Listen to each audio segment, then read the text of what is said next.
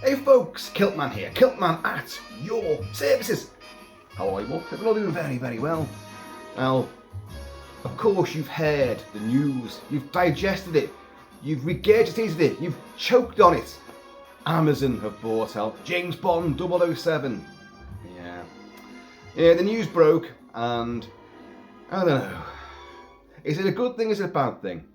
We know that Amazon bought out MGM for the lordly sum of $8.5 billion, but they couldn't get their hands on 007. They could not, no, because Babs Broccoli and Michael G. Wilson, under the auspices of Eon, still had creative control over 007. And there were words over the last few years of like, those fucking idiots can't get their hands on James Bond, said Barbara Broccoli. A little bit of KILT-MAN trivia here. I was going to have a huge bunch of broccoli in the background with a name tag with Barbara on it. But no, I made the tea last night. A great big steak pie, but I roasted every vegetable in the mansion, including some servants. Put them all in the tray, drizzled them with honey, and wow, spectacular. So, oh, I know what, I'll get that big bit of broccoli. It's gone. Anyway, there's enough props in the background anyway, so we're alright on that score. But yeah, she said, like, you can't let those fucking idiots get their hands on James Bond. Daniel Craig didn't like the idea. Dalton didn't like the idea. I don't think anyone likes the idea, apart from our new Bond nemesis, Jeff Bezos. Is it Bezos or Bezos? I'm never too sure. But it sounds like a Blofeld type arch villain, doesn't it? Sitting there, stroking his bank account, cursing the world to interminable TV shows and rather naffily produced movies. And therein lies the problem, folks. What is the future of James Bond now, going forward? Well, let's look on the bright side, right? James Bond has got somewhere to go. Well, he's there now. And these people have got creative kudos. I'm using that term very loosely, of course. But whereas with Babs Broccoli, Michael G. Wilson, and everybody else involved with Bond, you will wait, 5 to 7 years before you got another Bond adventure, especially the way it's been going in the Daniel Craig tenure. So the one thing Amazon has got is speed and an endless bank account, so they will get stuff out there. That's the plus point. There's numerous bad points. Bond, as we know and love him, is gone. That is it, it's over. You will not get the innuendos, you'll not get the shagadasical quality of his nefarious nature. You won't get all the gratuitous violence anymore. It'll be watered down. But the worst thing, it will kill Bond because of oversaturation. What they will not be able to stop themselves from doing is making spin-off TV shows and other movies. Oh, they'll get these things released. They'll come out all the time at a rate you can't keep up with. And some may be good, but overkill will destroy 007. So you're torn, aren't you? Oh, we're going to get more Bond, but the quality could be really naff. But you've got to be pragmatic about it. Look at over the 25 films we've had so far. Not all of them are brilliant. Some are really, really lackluster, and some are downright stupid. Of course, we know that. But there is still the quality of the Bond big production, the great soundtracks, the big set pieces, the money up there on screen, And again, we had that wait between movies, but that wait actually made the eventual outcome, no matter how good or bad the movie may have turned out to be, but it was an event, something to look forward to. If they're going to come out at a rate of one a year and TV shows in between, it's just over. And of course, if they create an MI6, universe, a Bond multiverse, you're going to have spin-offs for Miss Moneypenny, maybe as she moonlights as a pole dancer. You're going to get M's backstory. You'll get Q's backstory. You might get Odd Job's backstory. Odd Jobs for Odd Job before he meets Ulrich Goldfinger. You'll get all of this. And you're going to get, and we know it, it's going to happen, it's going to be wokeyized, isn't it? cheers you all. Here's the boys all getting together. You know, hey, there they all are. Cheers. Perfect cue, that one. Perfect cue. Now, Daniel Craig, quite outspoken. He wishes Barbara Broccoli a lot of success with her vanity projects, which is what this money, because they paid an extra billion. Sorry, did I say that before? They paid 8.5 billion to get MGM into Amazon, but they couldn't get hold of the Bond franchise, creative control. But finally, they paid an extra billion for Bond.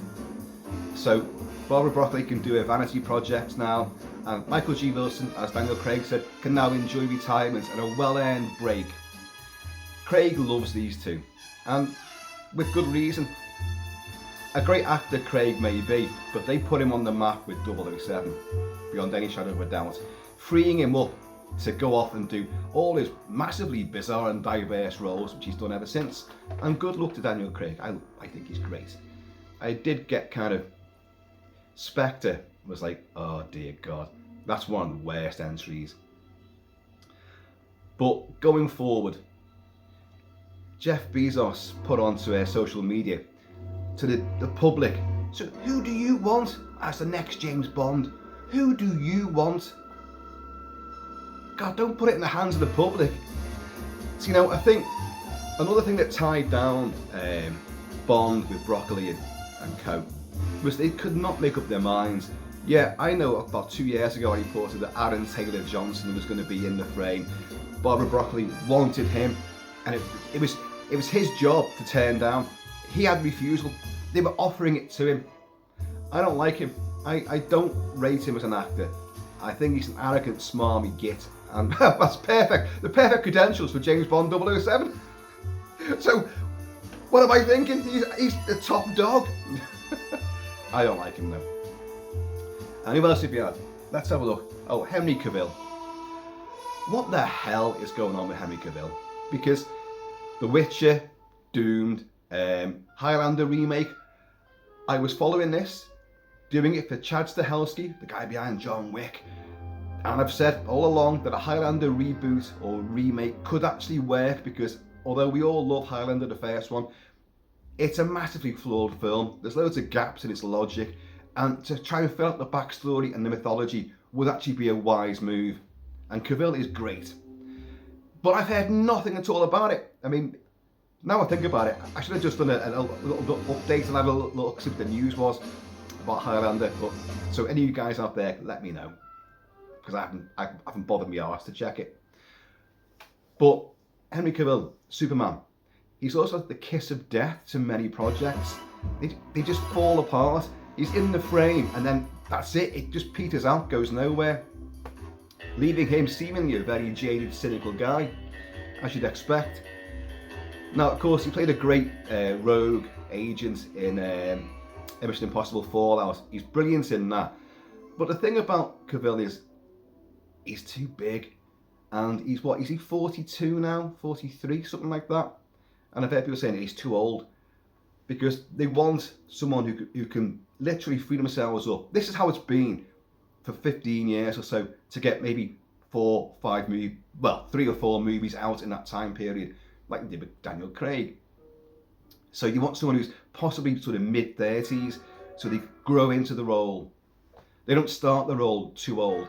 But in the history of Bond, loads of Bonds have been way older to begin with, you know, before taking on the character. And it's worked out great, so there shouldn't really be a worry on that. Who else did he put down? Oh, Jesus, Idris Elba. Surely that's come and gone now. He was in the frame years and years ago, then he was out of it and then back in it and out of it, but his name's being mooted around something chronic right now, and no, I don't think so. Nothing against him at all, but I just don't see him as Bond. I'm a traditionalist, of course, as many of you guys are as well, so we kind of know what we want.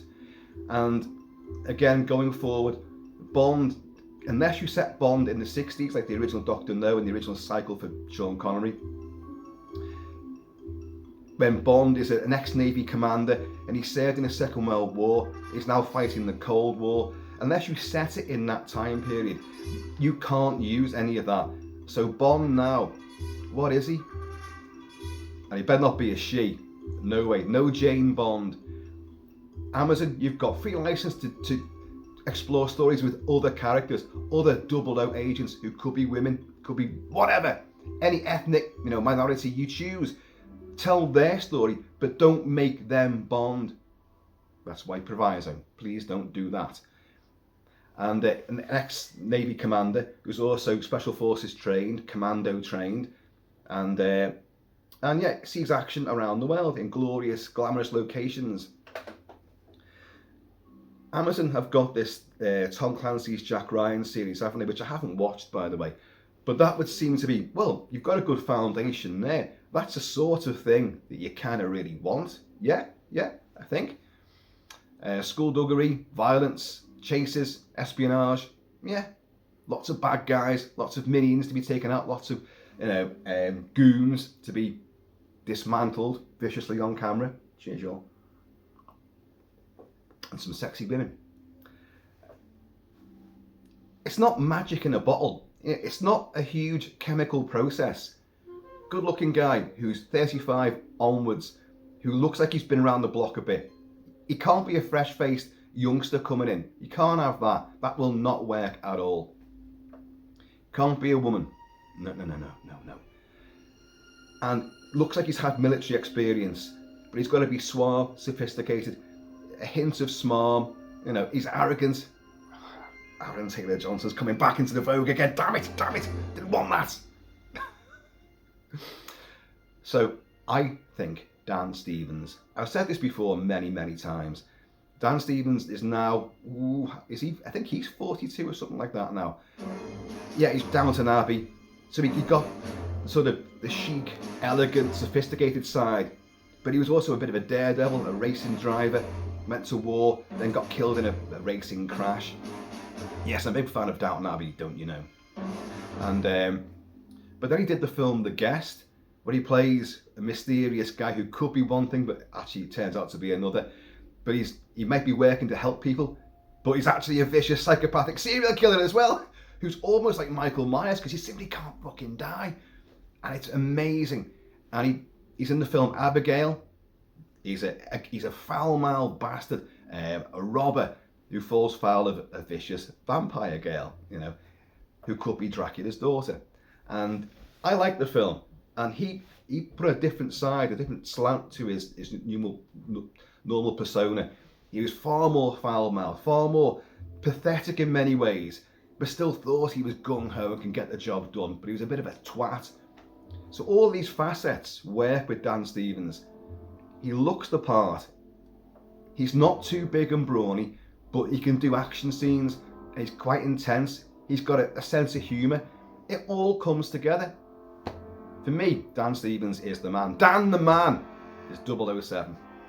So, I better start drinking this tea again, because every time I have a cup of tea and do these videos, it goes cold very quickly. So we're playing Goldfinger right now. Of course, John Barry's excellent score to Goldfinger. Still one of the perennial favourites of the entire Bond cycle. And it is awesome, like. But, so, Amazon. I started thinking last night, and I've forgotten, so I wrote them down. What possible titles could you get from Amazon?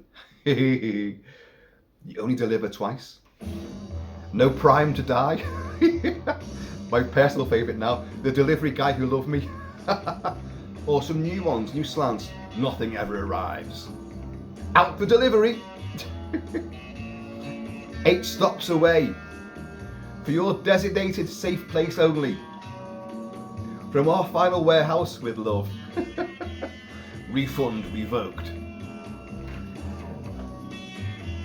I mean, we're laughing and we're kind of like, oh no, what's happened to Bond, or what's going to happen to Bond? But as I always say, I'm a Gemini, so I'm in two minds about almost everything. Or am I? I'm not too sure. Am I? Bond has got another platform now. It's a platform that most of us probably don't want, and I've got a lot of misgivings about. but at least we're going to get another Bond. Something's going to happen. It could be great, it could be shite, it could be everything in between, but at least we've got it, and then we can make our minds up as to where it's going to go. Did it work for us? But they're working towards an entirely new audience. That goes without saying. All of us stalwarts, us older farts, and us younger ones who discovered Bond and then worked their way back from Daniel Craig back to the beginning and loved each one and found the essence of what 007 really is and enjoyed it. All of us. It ain't for us, folks. It isn't. So Bond, as we know Bond, unmistakably, undoubtedly, irrevocably, is dead. But Bond is reborn. Bond's been reborn throughout the decades. 6 of them, many times already. And they have, once you got Pierce Brosnan, they tried to move with the times. What was it, misogynistic dinosaur, whatever M said to him, Judi Dench. You had a female M, Judi Dench, and she was great. By and large, I'm not a fan of the Brosnan era. GoldenEye is great. So One Never Dies actually has a lot of fun and it's quite a tasty, fun, it's got some meat on its bones. But then you got, what did you get? Oh, The Weather's Not Enough, which I absolutely deplore. I hated it. In fact, I said before, didn't I, that even the naff ones, there's something to love about them. I struggle with that one. I just don't watch it. Nope. And the final one, Die Another Day. Oh God, The Invisible Car. Oh Jesus. But Desmond Llewellyn's swan song when he finally goes down on the elevator, and that was the last you're going to see of him. Bond movie. I don't mind it. It's utter shite. You've got Madonna's in there, but you've got that sword fight, and it's pretty fucking intense, that fight. The fencing contest that goes way above and beyond. And it's Halle Berry. Let's just leave it at that. They're the plus points. It's still a crap film though. Dalton. Yeah, you had 2 great movies there. Should have been more. He played Bond as Bond. He wasn't so much the wisecracker. He didn't. Coming after like the likes of Roger Moore, and we all love Roger Moore, don't we? He's the Bond I grew up with. Sean Connery is James Bond. Everybody else as James Bond. Ian Fleming, the creator of Bond, didn't like Sean Connery. And actually, campaigned against his casting. But then watched Dr. No and went, shit. Yeah, he is. That's Bond. That's Bond for the movies. Not the Bond I write, but it's the Bond for the movies, and it works. So Connery was the man, of course. But we all know my favourite. It's over there somewhere. Very crowded image, that, but you can see what it is. On Her Majesty's Secret Service. On Jeff Bezos' Secret Service, as it's going to be from now on. Love that movie. My favourite book by Ian Fleming, my favourite Bond story, my favourite Bond film, my favourite Bond score, and my favourite guy playing Bond. And again, I hold my hands up. Not everyone agrees with that, but in the years after that film's release, 1969, the critical reappraisal has been phenomenal. And now every film critic rates it supremely high. They might not like George Lazenby in the role. I personally do. I think he works brilliant. There's a vicious angle to him.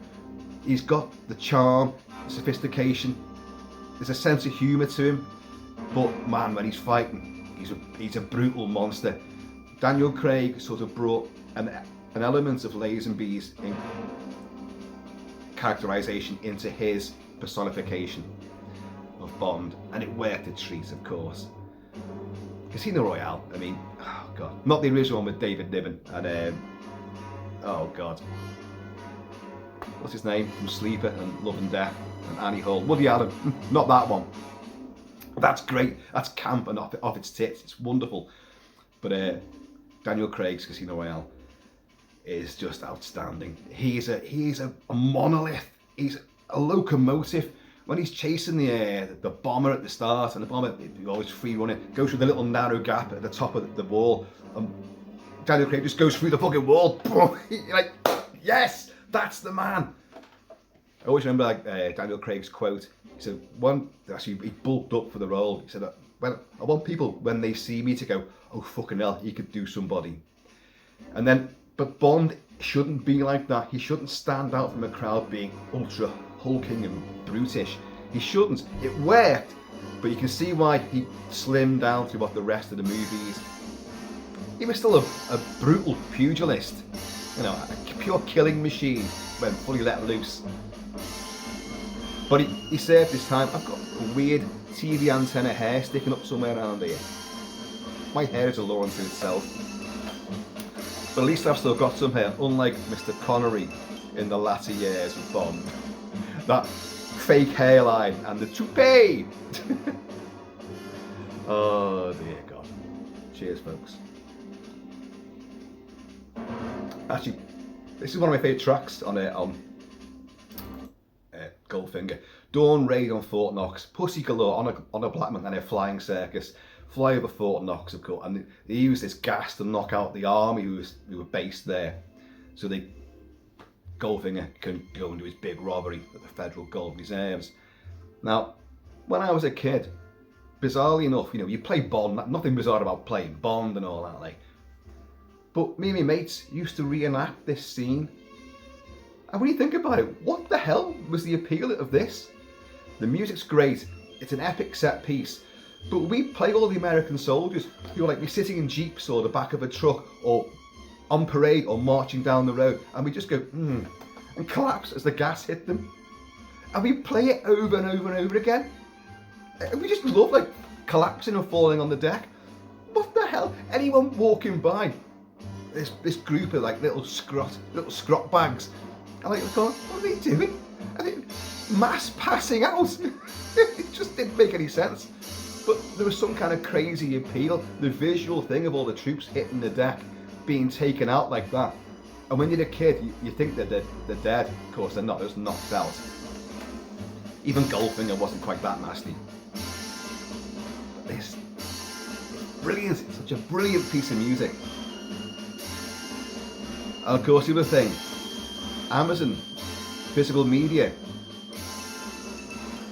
So all of us who want to add to our vast collections of VHS and Laserdisc and DVD and Blu-ray, and a surprising lack of 4K, of course, it's unlikely we're going to get any physical media copies of any going forward Bond adventures, be they movies or TV shows. You might, but it's highly unlikely, unless that's part of the contract that they've had to do. There'll be lots of little fine tuning and tinkering with the deal, because I know like Barbara Broccoli loved the home media as well, and Michael G. Wilson and all that, so it could be in there in a little sort of technicality sort of thing in the contract, in the clause. But beyond that, it's down to Amazon and Bezos and their newly acquired MGM stable. So guys, this is really open for conjecture. When are we going to get our first Bond under the new banner? When are we going to find out who the new Bond is going to be? I don't think it'll be too long. I think they'll come out with this fairly soon. I don't really think he's going to take on board what any of us say.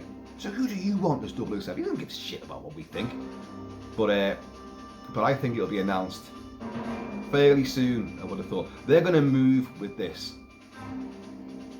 But let's try to keep some integrity.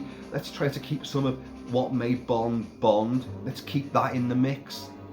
Otherwise, it's just some sanitized superhero bloody franchise again, and they've all been milked to death, haven't they?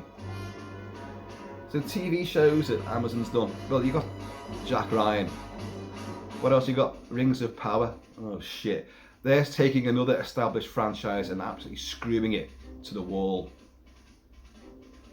God awful. What about movies though? So I think if they actually do make movies, I think they'll do both. I think they'll put a movie out there first. Big success, probably, whether we like it or not. And then they go, right, we're going to do offshoots. So the spin-offs, you'll get the spin-offs. You'll get TV shows. Bond the Young Years. God. Which, that is a series of books though, isn't it? So, you know, that isn't beyond the realm that they could do something like that. But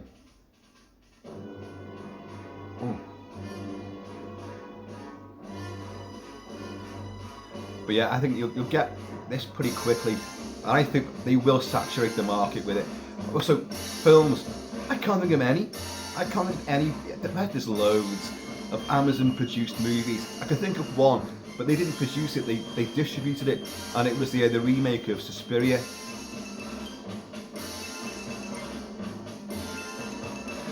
No, the remake of Suspiria isn't a bad film in its own right, but it's like Peter Jackson taking on, King Kong, and his favourite movie of all time, taking on King Kong and then extending every single scene that's in the original movie to the point where its elasticity is gone and it's just gone flaccid.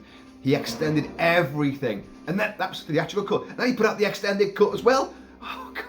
Now I like that movie, but it shows just because you're a big fan of something and you get the money, it's in your sandbox. Well, you might not be the right person to do it because it's a love letter you're making. And the same with Suspiria.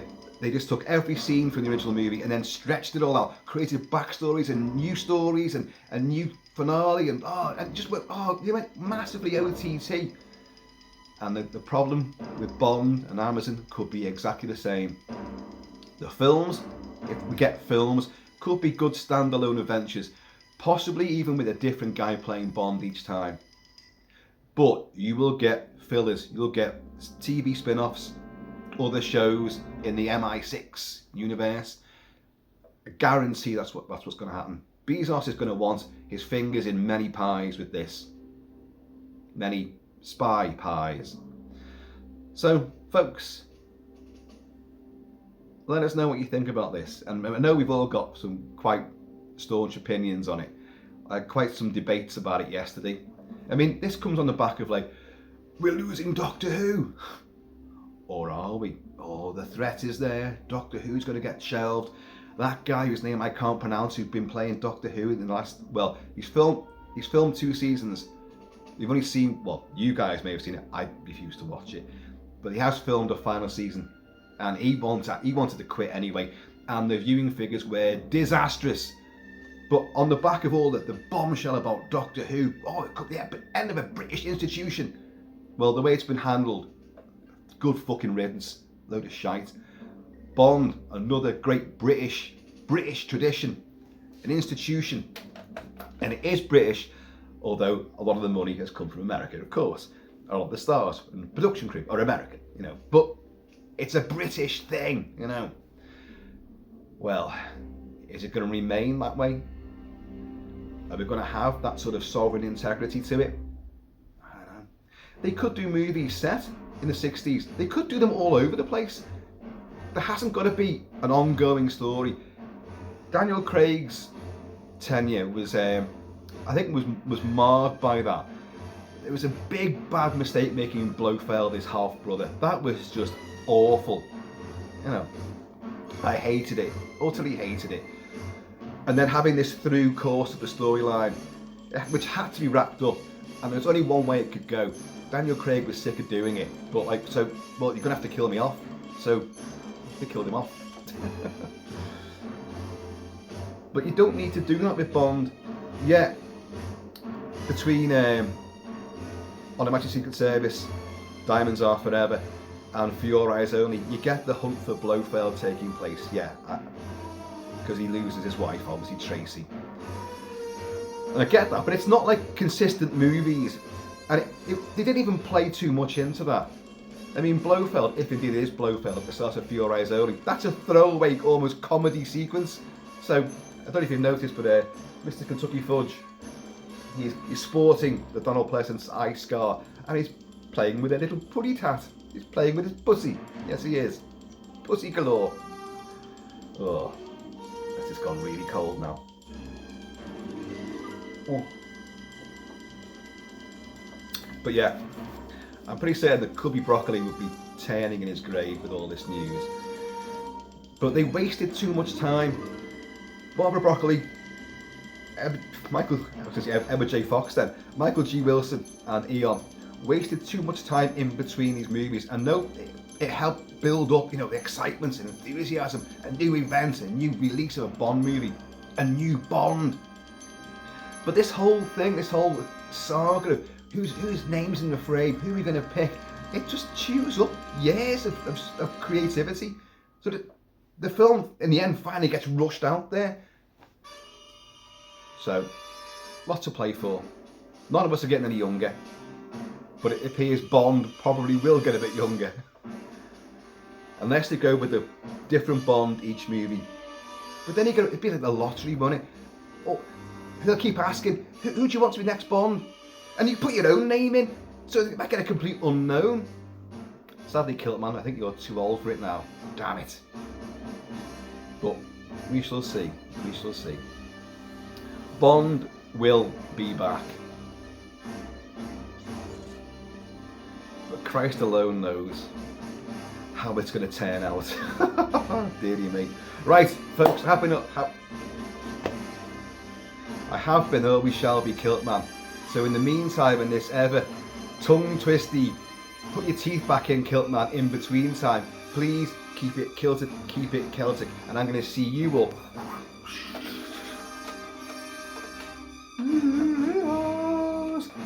See, I've got tongue-tied and I've got confused. Do you know why that is? Do you know why that is? I've had a full night's sleep for the first time in ages. A proper full night's sleep. And nay drinky poos before the video. Clearly, I need to rectify that, get back on track, get a few whiskies down me for the next video, which will be coming later on today. Right, I'm out of here.